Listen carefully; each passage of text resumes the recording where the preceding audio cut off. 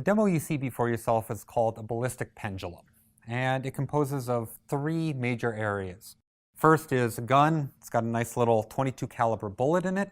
Second is the block that's going to receive the bullet.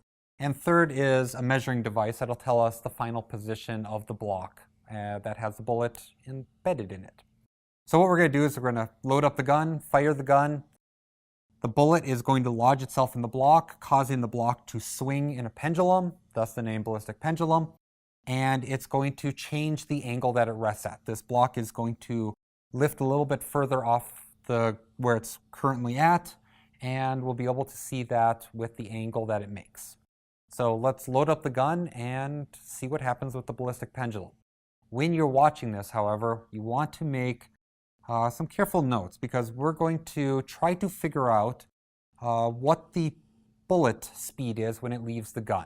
That's really the point of a ballistic pendulum, is trying to figure out the muzzle velocity of, for in this case, the .22 caliber bullet.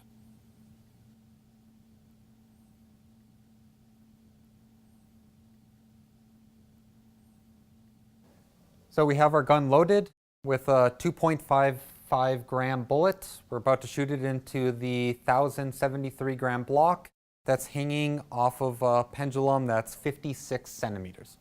So without further ado, all right, in 3, 2, 1.